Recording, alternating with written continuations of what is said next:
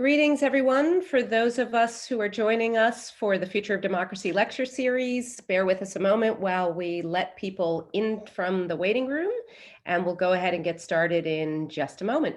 See you in a second.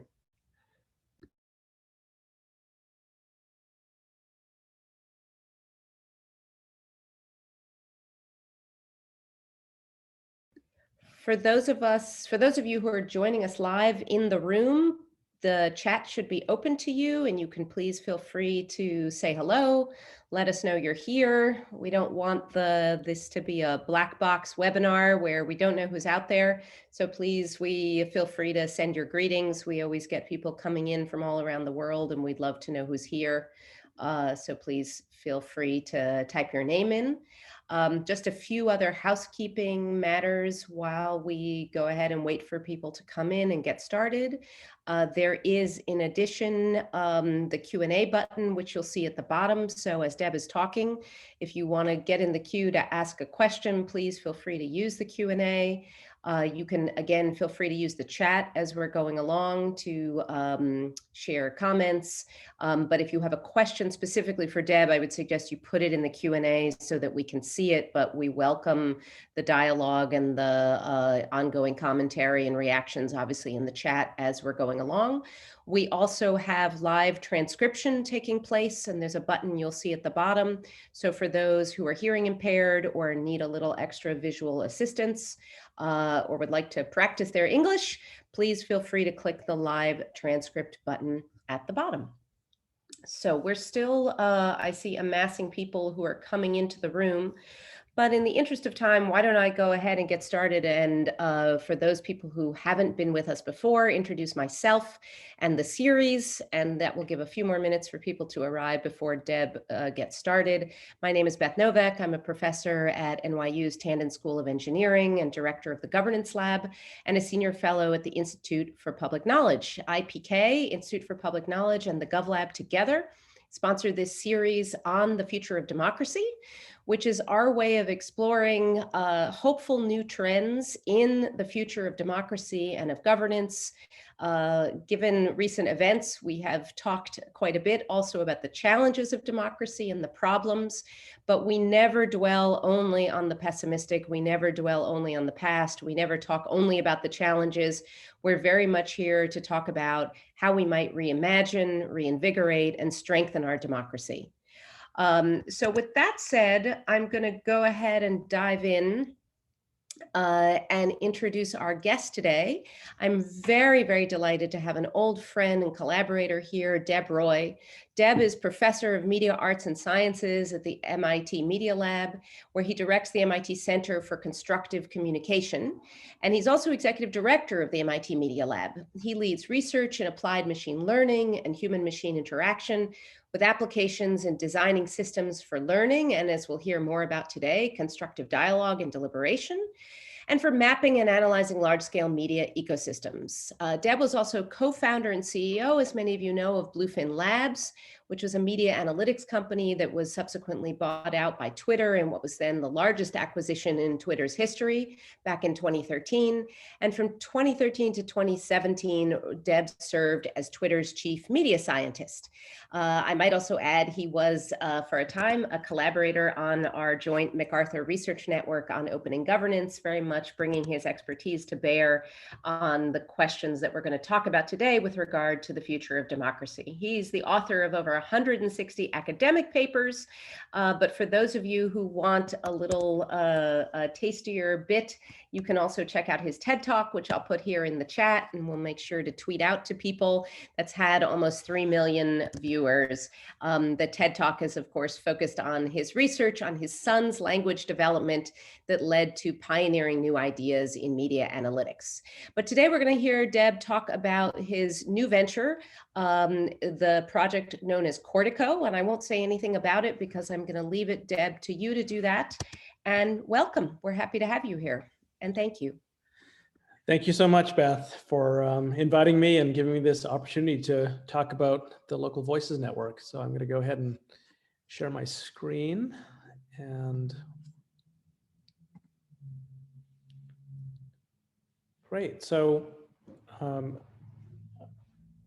this initiative is the result of a combination of two organizations. The first is Cortico, a nonprofit organization which is operating and developing and supporting the Local Voices Network in cooperation with a newly formed research center at MIT, the Center for Constructive Communication, which grew out of our previous research lab that I led at the Media Lab, and is based at MIT.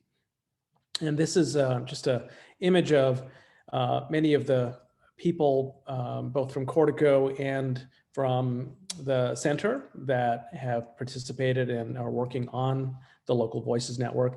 And I want to also just call out Professor Kathy Cramer, who is a political scientist from the University of Madison, Wisconsin, and has played a key role in shaping and the formation of the Local Voices Network. And we actually launched in our hometown, as you'll learn about soon.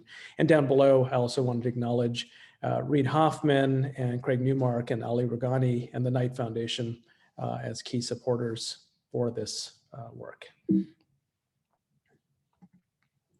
So I want to just frame where the Local Voices Network came from. And it was really, as in our lab at MIT, we've done a lot of work in analyzing social media, both network structure, diffusion of information, how false information spreads, and so forth.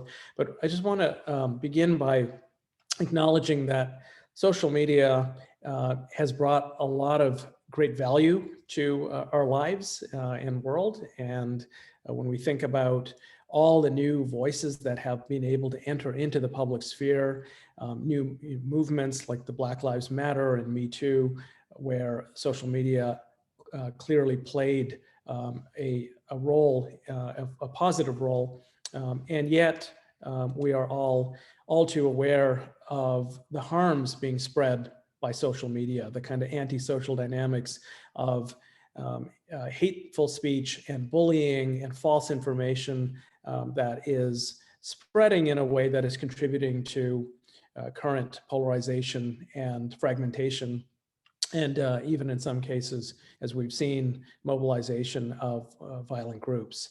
And down on the ground, what the climate is like, increasingly it feels like, is that our public spaces are full of shouting and extreme positions being staked out, reactive, disconnected from everyday life, leading to a divisive environment. And this is not just on social media, mainstream media and their entanglements are all contributing to this sort of polluted climate.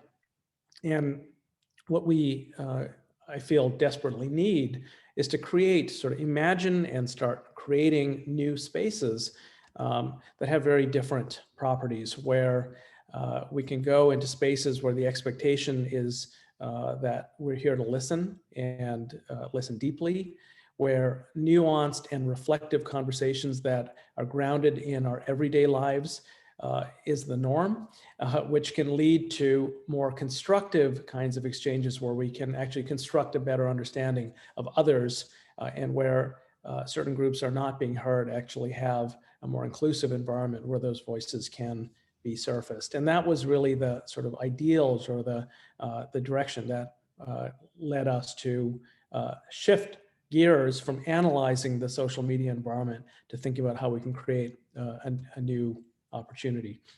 So just going back for a minute to think about what one might call sort of tech-first social platforms, some of the properties that many of them have in common is that ultimately driven by commercial needs, there's a set of optimizations in their design for growth and addiction, of keeping people on the platforms, of leveraging to the maximum possibility the global reach and the instant speed of the internet that they're all built on, and increasingly a pattern of using artificial intelligence algorithms, sort of machine learning that feeds on the data to make decisions on behalf of people for both what they see and who they connect with. And when you kind of roll all this up, there's a kind of general pattern on these platforms in terms of the effect on humans, which is disinhibition and amplification of bad behavior. And I think it's just interesting to think about an analogy here of how we behave in pedestrian traffic and what happens when we advance the technology for, in this case, transportation, and enter into machines, basically where we are wrapped in glass and metal that allow us to move faster, go farther, and actually connect with others. So really, cars are a social technology, but the experience for the people inside these vehicles, we all know that there is this disinhibition effect where certain kinds of behaviors become more common. And when the glass and metal container is your smartphone, we still have a similar kind of effect, I think, for actually similar reasons. A very important book, and sort of the author behind it, E.F. Schumacher, is Small is Beautiful. This is an economist who was really concerned about economics and economics theory that takes into account extractive nature of technologies on the environment. And this was written over a half century ago, but I think is extraordinarily relevant for sort of thinking about what's going on.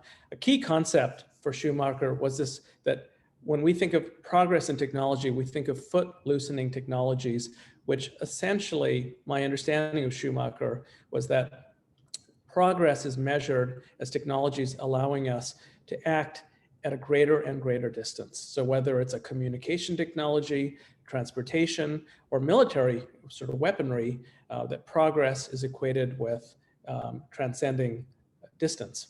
And the problem is that when you act at a distance, the impact, the results of that action take longer to get back to you, and the feedback signals become more diffuse.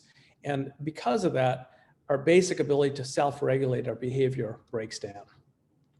And so Schumacher suggested that we design human scale technologies. He was not a Luddite saying, let's just reverse and undo and block technology, but instead, let's create technology that's decentralized, that's appropriate to the scale of human sensibilities so that we can have those self-regulatory loops be active. And so this is really the inspiration for the Local Voices Network, to think about a human-first social platform, the kind of bicycle for the internet or social media, as opposed to the automobile.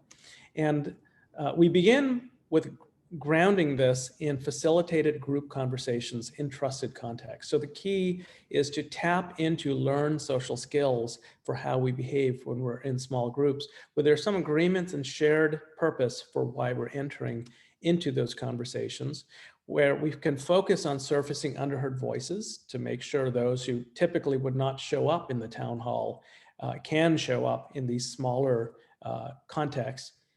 And then provide mechanisms for connecting across enclaves, across different divides.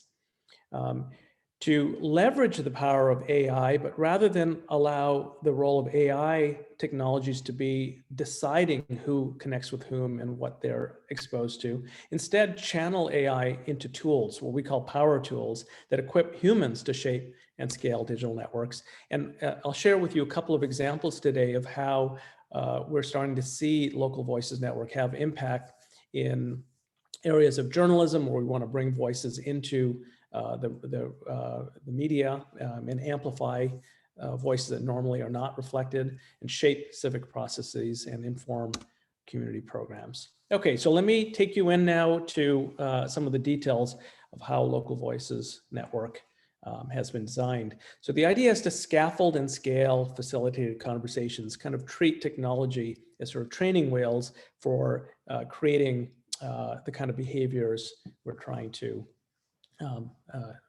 see flourish. We began in a pre-pandemic era with the design of this piece of hardware. This is the digital Hearth, a cherry wood model where you are invited to to come together around a hearth and both be recorded, have your voice recorded, and be able to hear voice of others, where this inside is computation that connects to the cloud and does all sorts of stuff in the backdrop, and a controller, which was meant to be a place that would allow the facilitator, what we call the host of the conversation, to control the device, but also where we could start introducing some nudges and prompts to help the facilitator play their role. And we developed, working with facilitation experts, a conversational structure where small groups, 4 to 8 was sort of the sweet spot, would enter into some agreements for how they would come together in this conversation, provide consent to be recorded, and have those recordings be made publicly available. And after some connecting questions and an exchange of kind of stories to kind of connect the group, we'd get into the heart of the conversation, which is to open up and allow everyone, the participants, to shape the agenda and share hopes and concerns that they have regarding their own community, grounded in personal experience. There could be topical versions, hopes and concerns about taking the vaccine would be a very natural topic today, and wherever possible to share personal stories. And you will hear some voices coming from our pilot work in the next few minutes. In fact, we're going to hear 3 or 4 minutes of voice over the next 20 minutes, and then some reflection and finish. So this is just a picture of an early version of our handbook. We started this work working with Kathy Cramer in her hometown of Madison, Wisconsin. And in early 2019, started outreach through personal networks, and then in collaboration with the public library systems in Madison, to invite members of the community who were interested in taking a 2-hour training to learn both the facilitation, sort of the conversation structure, and familiarize themselves with the physical hardware. And then we started reaching out through these trained host networks. And increasingly now we've shifted to also partnering with community organizations to invite groups into small conversations, and then actually proceed to have these conversations around the hearth in a pre-pandemic era. And as the pandemic reached us, we shifted to Zoom as the way to bring people together with the same back-end technologies to connect across conversations.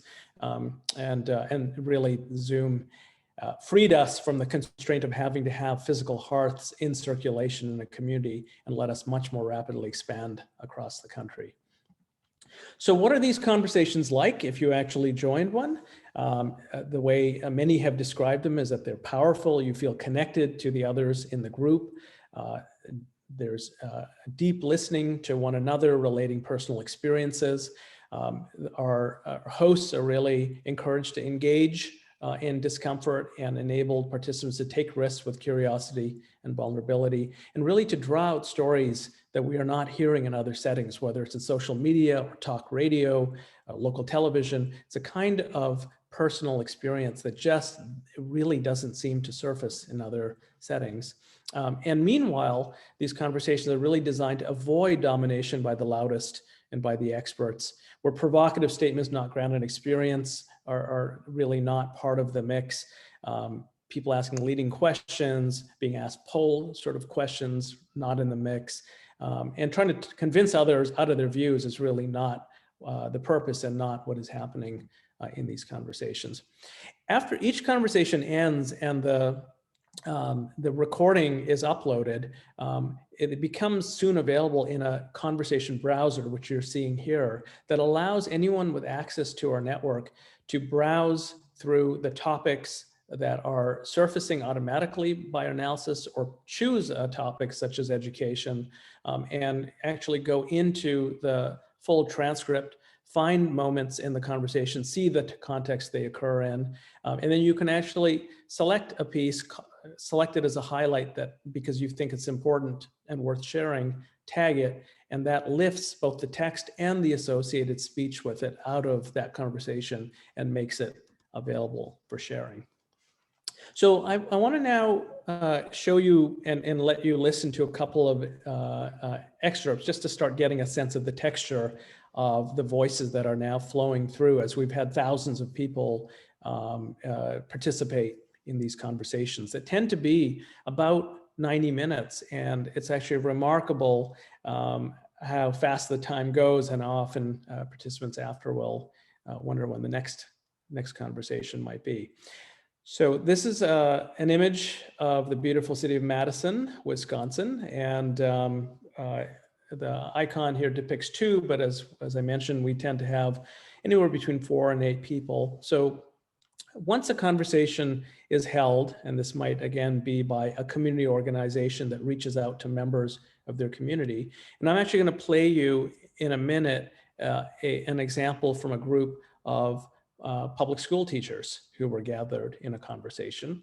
And we began with conversations where we were just asking about general hopes and concerns about life in the community in Madison as you think about today and the near future. And so that conversation with 4 to 8 people is recorded. It's uploaded into our servers in the cloud, indexed, transcribed, semantically indexed, and made available to others in Madison. One of the interesting things that we can then do is a second host of a conversation sometime in the future may draw a different group together from a different enclave in Madison. And they are able to then take one of those audio highlights and with very little effort, bring it into their conversation and play it. We call this cross-pollination. This is the ability to bring one voice from one conversation into another. So what I'd like to do now is play for you a 1-minute clip, and you're going to hear Darcy, who is a school teacher. He teaches in a public school in Madison, and just in the context of the conversation started talking about the presence of police in schools. And then you're going to hear a response from someone in a different conversation to this clip. So this is first the teacher speaking. So yeah, I mean, my experiences with officers in the schools is that they do everything they can not to arrest kids. Mm-hmm. And they're extremely kind and very, very, very positive role models for kids in the schools. You know, the schools I've worked in, some of the resource officers are people of color, and they're working with students of color, and they're able to see a police officer in a responsible role, being good with kids, being supportive, and so, you know, I know that there's privacy issues and things, but you see these groups of people who like walk through schools like once a year or twice a year, and then they like kind of poke their noses into places here and there, and then they think they can develop an opinion about something, and they couldn't be less informed. So a couple of weeks later, this clip was played after it was first recorded to a group of predominantly Black citizens of Madison who were formerly incarcerated by someone who knows and works with this group in sort of a reintegration program. And one of the members of that group, Aaron, listened to the clip you just heard, and it wasn't an immediate reaction, but 5-6 minutes later, after that clip was played, Aaron spoke. And when he references that guy that he listened to, he's referencing the clip you just heard. So here's Aaron's response. I was listening to the guy, and I actually was listening to his voice.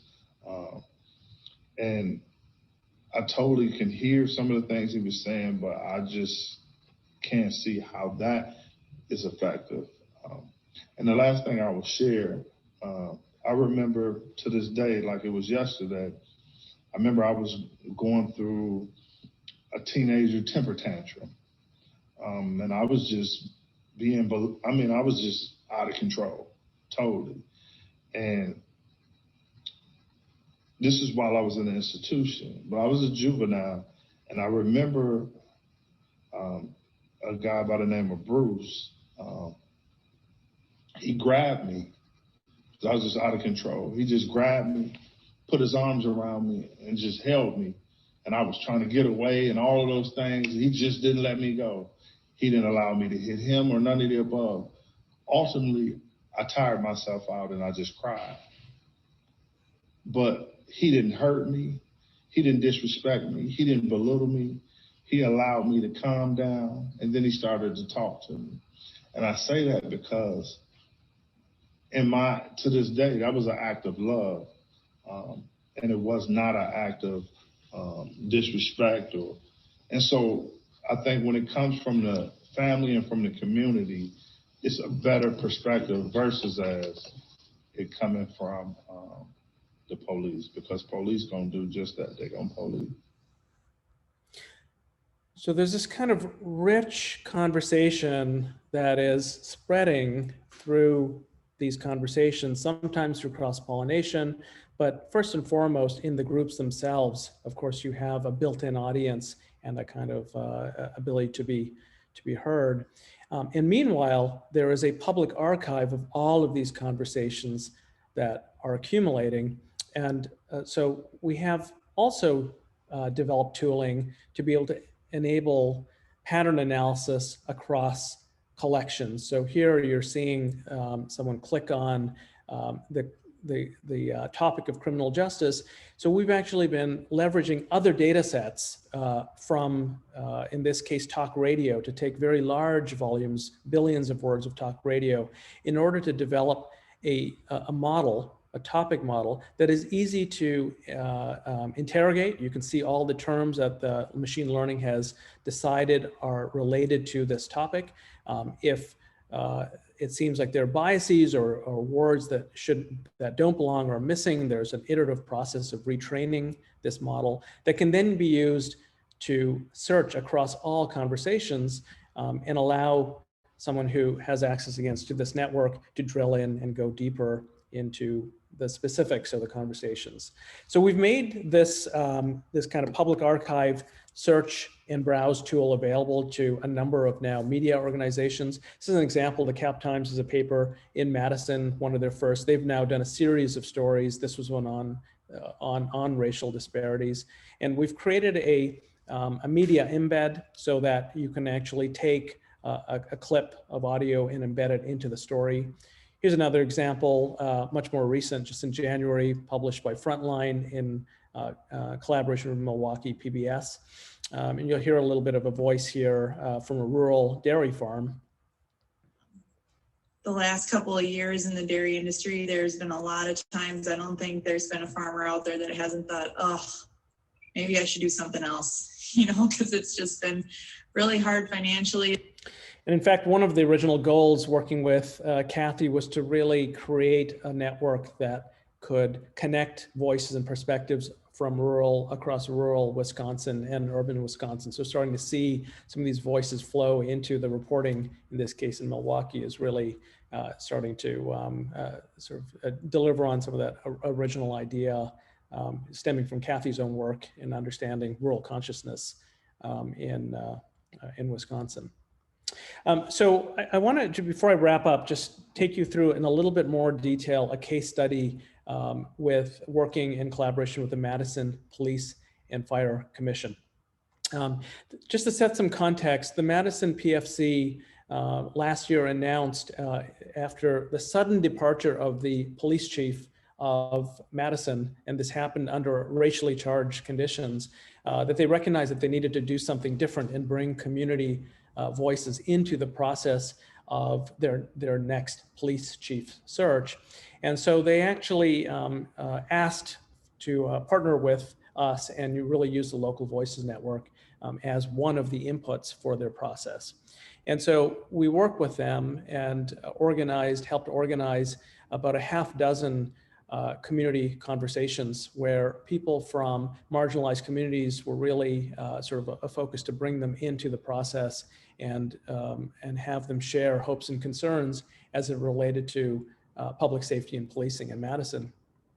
And along with those conversations, sort of one of which is depicted here in shorthand form, kind of our sort of speaker turn-taking ribbon visualization of speech, we actually had hundreds of people who had already participated in other conversations not tied specifically to the Police and Fire Commission, but it turns out when we did our topic analysis that just organically, many of the conversations turned one way or another to public safety and policing. And so we developed a method to then code these audio snippets, and in particular highlight those that were coming from people who had lived experience that were directly impacted by interactions with police in Madison. And we focused in on those components of the audio, the speech, and clustered them into themes. So this is the last segment. I actually want to take about 2 minutes and just play for you some kind of highlights of different audio that came out of this analysis across a couple of hundred people in Madison.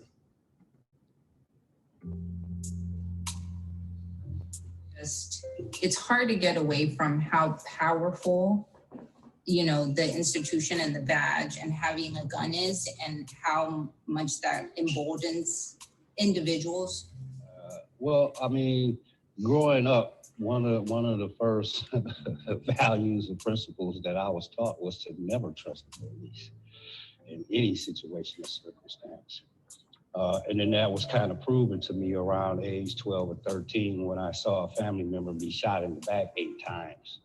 Yo todavía tengo pavor, el pavor que tenía cuando no tenía la licencia, que cada vez que veo si eran como unos 10 patrullas ahí, a ver a quién iban a agarrar.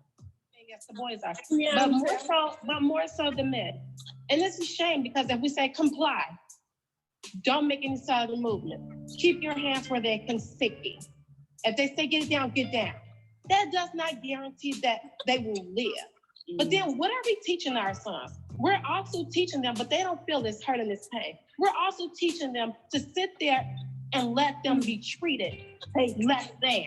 Law enforcement community relations, because we have had a lot of problems in this town of people policing communities that they don't know. Right. School is a place that we should feel safe. And for Black children, for children of color, police do not make, I mean, at least I can speak for myself, do not make me feel safe. That there's a lot of things going on that I think, the police can't do everything by themselves, and they also need to reach out and make those key partnerships. They are police, and they police. That's what they do. And they're not counselors. They're not social workers. And so all of those factors are not even in the equation. It's my philosophy that those who are closest to the problems are closest to the solutions, especially in the criminal justice system. We're experts. And the police in this community and the communities across our country don't look at people who need support and people who need someone to guide them or just be there for them through their struggles. They see them as a problem. They're not a problem, they are people. So for each of these themes, we developed a systematic method to convert them into a suggested question to ask a candidate who is being considered for the job of police chief. So for example, from these conversations, it seems that police fear some of the communities they work in, and based on that observation, we then posed a question. We packaged all of this analysis into a report where we had a summary of each theme. Each link goes to a specific audio sample of someone sharing an experience that backs up the summary, which then in turn is converted into the corresponding questions. The police and fire commission in early December made their selection of the final 4 candidates. And then in mid-December, they did a series of public interviews where they used primarily the questions that were sourced from the process I just took you through. So I'll just play, this is the last clip, about a 40-second clip of one of the questions about fear being put to one of the candidates, Joan Barnes. It seems that police fear some of the communities they work in, and communities fear the police in return. What fears have you observed in the communities you policed in, and what strategies might you deploy to help heal the harms that cause these fears? So I believe that fear fear is a result of not understanding. So Sean Barnes was in fact sworn in just a couple of weeks ago by Jackie Bojess, who was a member of the Police and Fire Commission, and it's the commission that made the ultimate decision for hiring. We did a debrief with Jackie, and this was just something she said in passing in the experience of working with LVN in this process. I think people can feel that somehow that voice was heard in a way that it usually is not heard in Madison.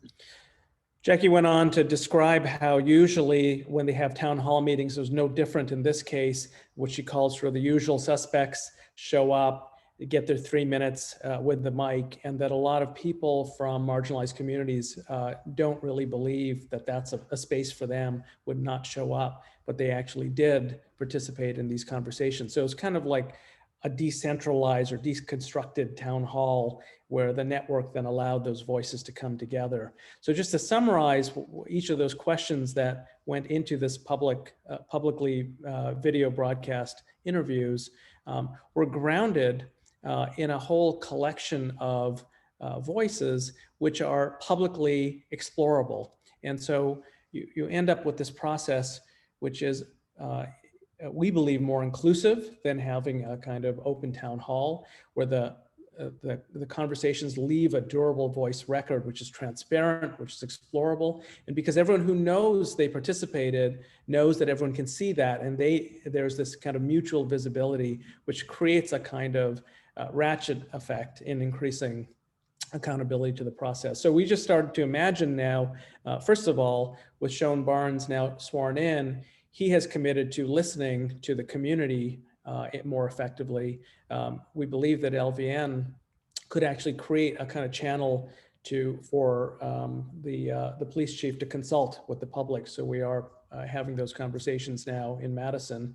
And beyond selecting a police chief, there are other positions and leadership roles in public office where we think this whole similar process could be extended. So just to close, can it scale? We are developing various concepts now to think about advancing the technology for the analytics, to create new ways to leverage these recorded conversations to help accelerate how we can teach and scale the art of facilitating these kinds of conversations. And meanwhile, if we just look at recorded minutes now of conversation across both public and sort of protected collections, we're seeing a very nice kind of traction. The number of cumulative highlights of people actively going after these conversations are recorded and listening to them and lifting out parts of the conversations. We've now passed 5,000 of these highlights.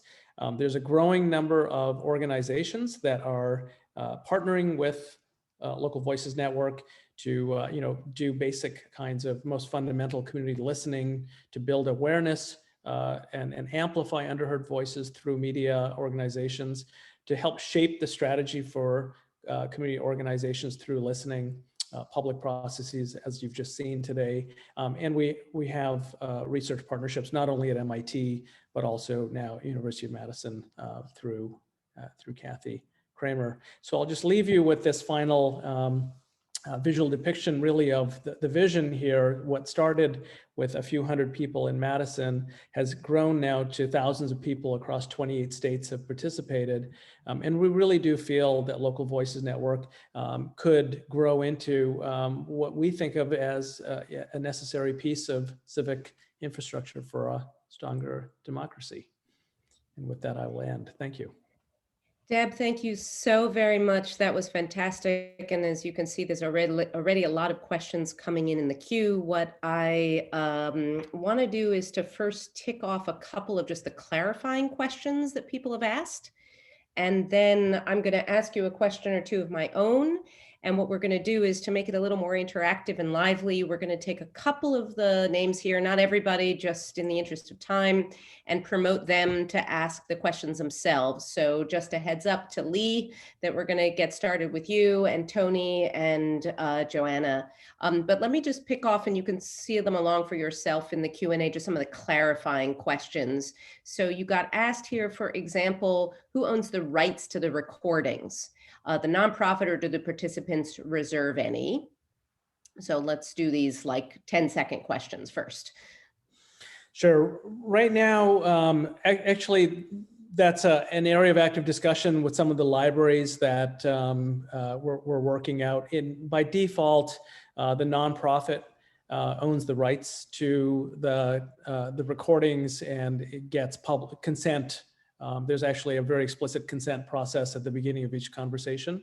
Although really our main intent is just to be able to leverage sort of the value to make these public. And as we're starting to get into private collections, there are organizations where their use case is to do things within and not make it more publicly available. So we are sort of developing more careful sort of policies to sort of have those protections put in place.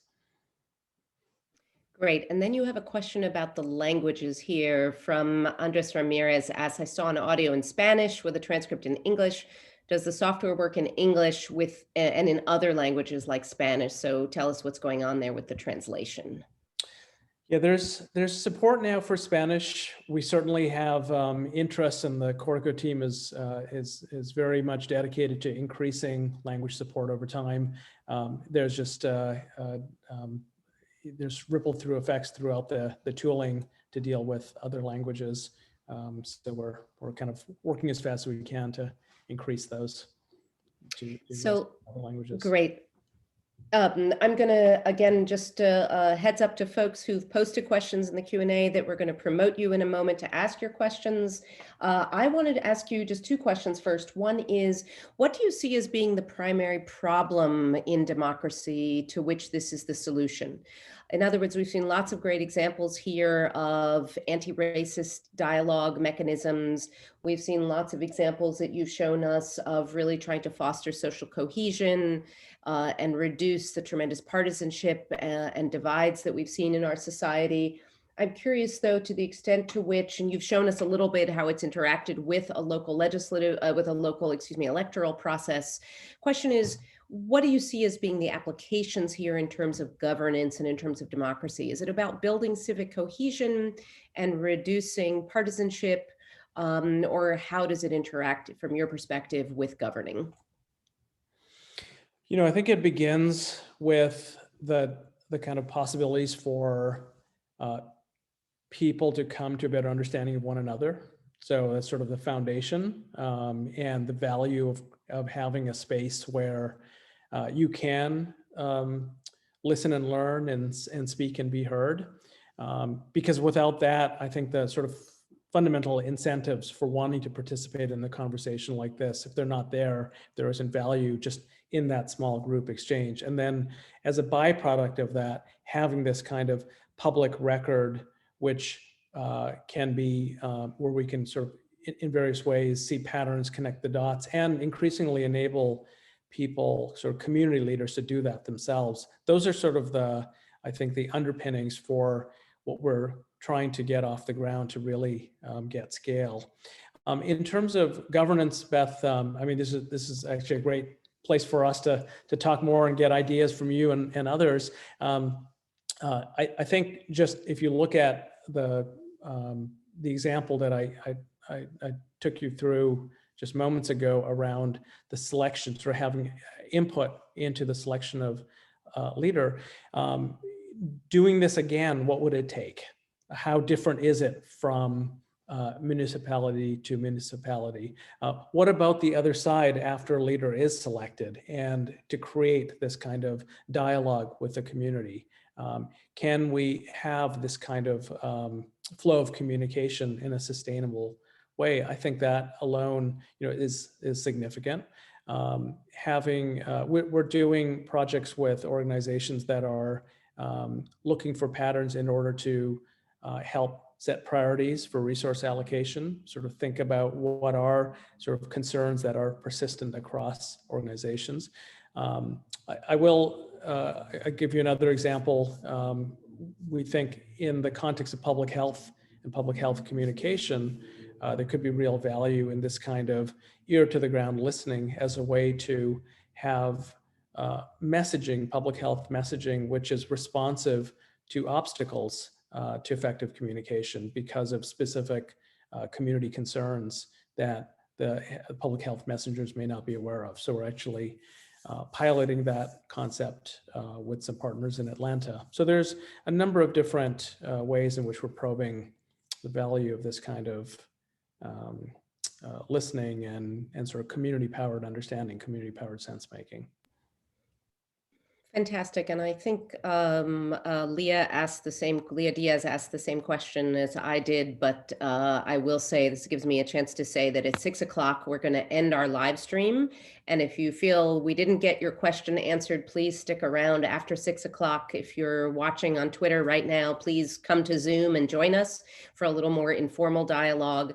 But we're going to promote 3 people to ask their questions while we do that, I'm going to ask you one more, which is really to ask you about the intersection between the tech and the dialogic component. So in many ways, the dialogue and deliberation community has been around for a long time. Your partners are longtime practitioners who have facilitated these kinds of small group living room dialogues for quite some time. The technology you're applying works at tremendous scale, and we could frankly take it to analyze the conversation we're having right now or another large scale conversation using other platforms and especially in the Zoom era. I'm just wondering, and this gets a little bit to Natalia's question about future features, additional analytics tools, and future roadmap for development. Do you see yourself applying the technology also independent of the small dialogue method to other forms of democratic interaction in the future? So here, it's good to distinguish Cortico from C3, the Center for Constructive Communication. There's the Local Voices Network is it's a program of Cortico. It's the major effort that Cortico is behind. It's also a very significant collaboration for the center. At MIT, our group is also currently doing work in analyzing kind of semantic and topic and thematic and looking at ways people express their identity in different contexts, developing measures of quality of conversation, and all that, those different kinds of topics are being applied across a variety of different types of media data. So we have a deep standing relationship with Twitter in our lab. So we have many projects in looking at the patterns in Twitter data. Reddit, there's a company called Open Web that hosts all of the threaded conversations for the majority of news sites on the internet. We've just started working with them. I mentioned talk radio, so we have actually a massive sort of fire hose of talk radio from across the country that we ingest and transcribe. So we're interested in looking at all of these different kinds of streams that we've now started pulling in cable television streams as well. And Beth, as you probably know or recall, we're quite interested in how these interact. So how does television and social media interact is kind of an area that remains of interest. So we are looking at some of these techniques across many different streams, including also surveys and how might something we surface from some of these streams suggest questions that we can design for a survey to look more at the quantitative side. So there's a broad set of possibilities. I will say one last thing though.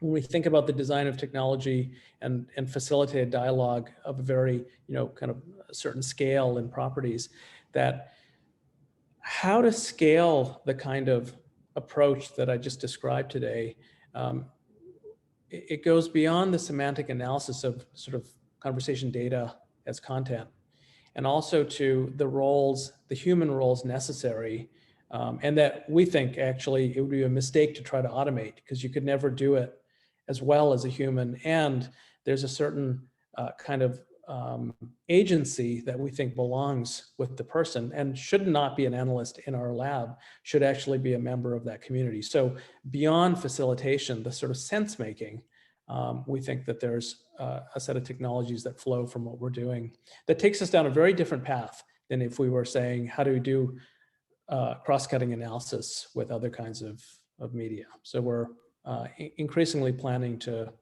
push off in some of those directions as well. Great. Let's bring some other questioners into the dialogue here, and I'm going to go to Lee Rainey at Pew Research.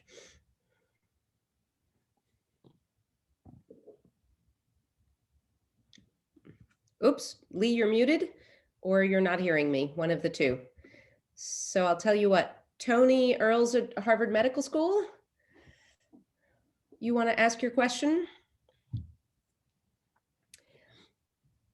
All right, strike two for three. Joanna, let's see if you, I know you can see me. Yeah, I'm here, present. This is such an exciting technology. I serve on my local community board here in New York City, and we are constantly struggling with how to, engage community enough for every project. And this just seems like it has infinite scalability. I did have a specific question. I was curious if you had a way of maybe somehow capturing the subtleties of people's verbal delivery within the text analysis. For instance, the farmer did say the word "oh," but she said it with almost a sigh of resignation, frustration. The teacher, when he was speaking, had some nervous laughter that I thought was very telling. Is there a way to tag the dialogue to capture that? That's interesting. I mean, certainly a human listener can tag, and the tool that I showed is open-ended, where you can add tags.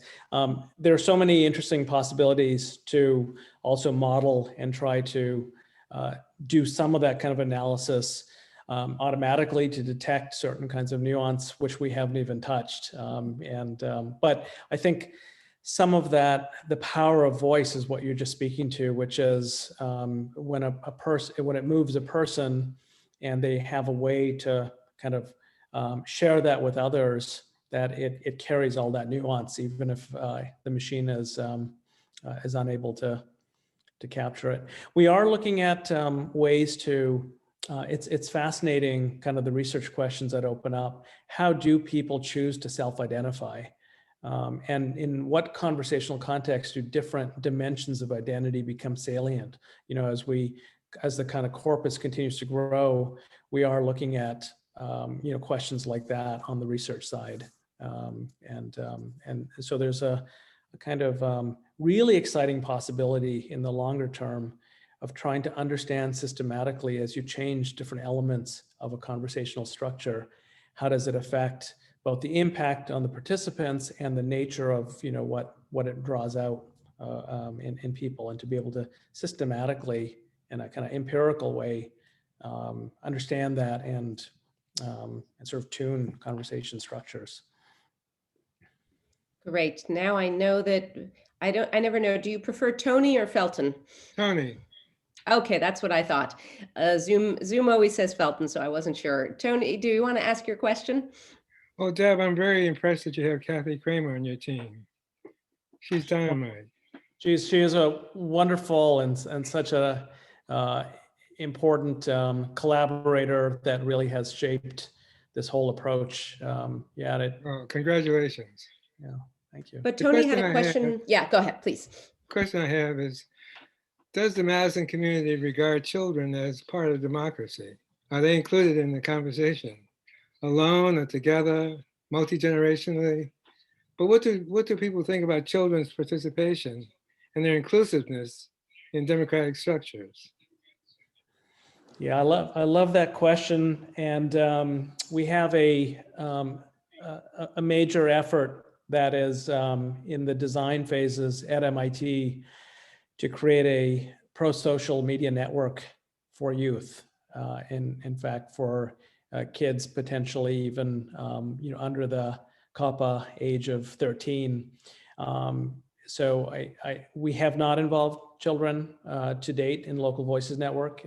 There's various design considerations and our relationship with the guardians of the kids and so forth that you might have heard there was one youth voice in the clip. So we have done some collaborations with high schools, but I personally have an interest. I'm the father of a 13 and 15-year-old, and they will tell you that they are in these social media spaces, much younger than what Local Voices Network right now reflects. So it's something we want to do. It's something we're planning, not necessarily directly through Local Voices Network, but through some other efforts. And all I can say is thank you for your question. It's something that is front of mind for us, top of mind for us. I'd like to keep track of how you accomplish that. Yes, thank you. We'd love to stay in touch. So Lee, did we get to your question? You don't have to turn on your video, but if you want to chime in, we can squeeze in another quick addition. I know he's there because he's in the chat. So I think we're having some technical difficulties on his end. So I'm going to bring in one last question here. Maybe let's go over to Eric Pennington's question. And sorry that we haven't promoted you, but I'll just read it out loud.